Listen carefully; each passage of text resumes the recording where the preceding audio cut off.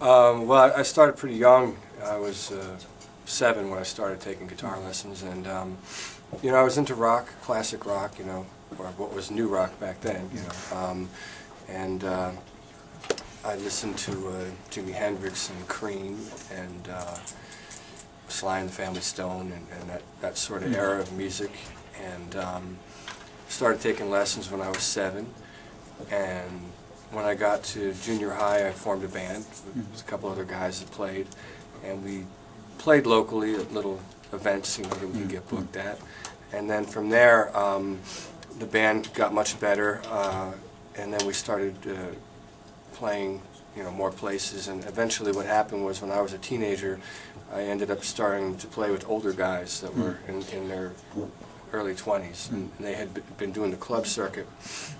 So I started playing with them, and by the time I was 16, 17, we were playing, you know, 3-4 nights a week in clubs. And I was still in school. I was on a work-study program, so I would go to school till 12:30 in the afternoon, come home and sleep, and then get up and drive, you know, to New Jersey or Delaware or Baltimore, wherever it was that we were playing, do the gig, come home late, get up, go to school. Oh, wow. And I did that 3 or 4 nights a week.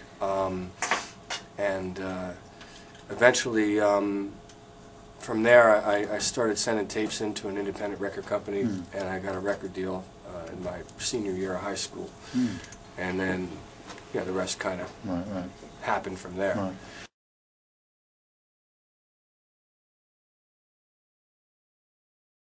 At a very young stage? Well, it helped, you know, I mean, as a little kid, you know, which I was, I kind of needed someone to give me some direction, you know, and that the lessons helped a lot, you know, and kind of taught me my way around the guitar. And then, you know, figuring out stuff off of an album, you know, it develops your ear.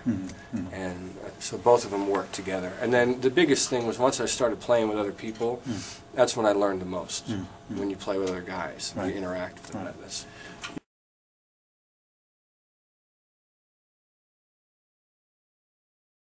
well, you know, what happened was, by the time I was 15, I was starting to get pretty good with the guitar and pretty comfortable, and the other younger guys, it just made sense for me to play with the older guys, and then they kind of heard about me, and they came to me and said, hey, you should play with us, and that sort of thing, and that's how it kind of happened, kind of organically. But like, for me, the biggest thing, playing with other people, is where I've learned the most, you know, that interaction and creative process is probably the most important thing in developing as a young musician.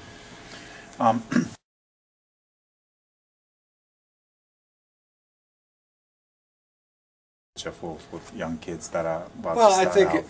the good thing about it is you have more access to getting your work out there. You know, you can put it out on the internet and draw people to your website, play shows, and the good thing is you don't have to depend on a big company to make people know about you. You can kind of do it on your own.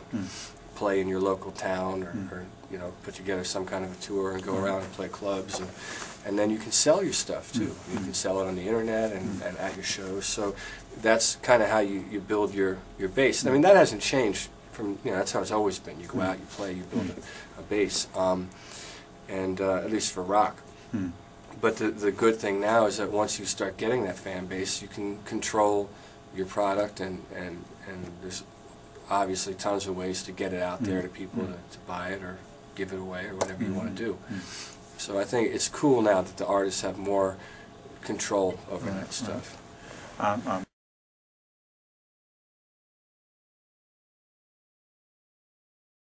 Do you like well, my career has gotten better over the last 10 years. As far as my ability to tour, I'm touring a lot more in a lot of other parts of the world that I've never been, and people are able to get my records. You know, a lot of times when I was on some of the record companies I was on, I would get mail, fan mail. People couldn't buy the record. Where do I go to get it?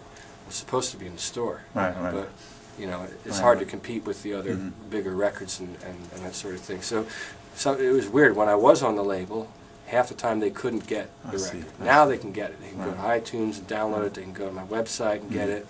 And there's other websites they can get it from, and sometimes it ends up in the store.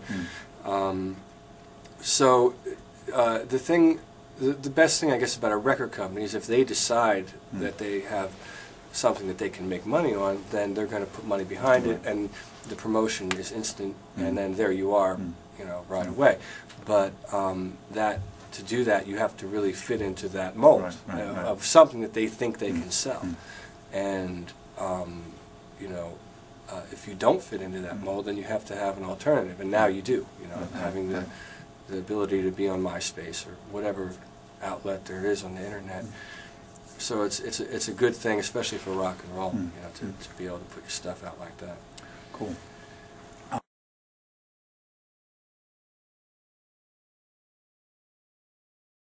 People trying Well, to... I don't know exactly the politics of Japan and how that works, but obviously I know you have the same internet that access that I have, and you know, that alone, you know, goes back to what I'm saying. I mean, you find a way to make your record. A lot of kids are making records in their house now with Logic or Pro Tools or whatever software they use. So you make your record. It doesn't really cost very much to do it if you have a band together. And then you start distributing it on your webpage and play shows. Get people, put flyers out, you know, get people to come see your band and build an audience. And then from there, that's how you start. And if you feel like you need to be on a record label, I think if you're in a band and people react to it and you get a nice fan base happening, the record companies will come to you, you know, at that point and say, all right, well, you sold a lot of records on your own. Obviously, this is something that people want. We want to get involved, and then there you are. You got a record. Because you already have a result.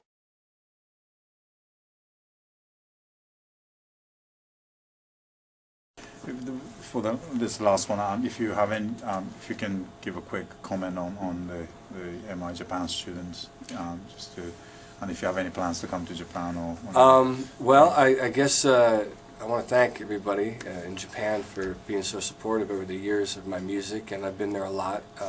Had a great time. I love playing in Japan. I don't know when I'll be there again, but hopefully in the near future. And like I said, the best advice I can give to a young musician is play with other people and put yourself in a position where you can play with people that you can learn from and be creative with. And that's my advice. Thank you very much. Okay, Thank you. thank you. Thank you. Thank you. I appreciate it.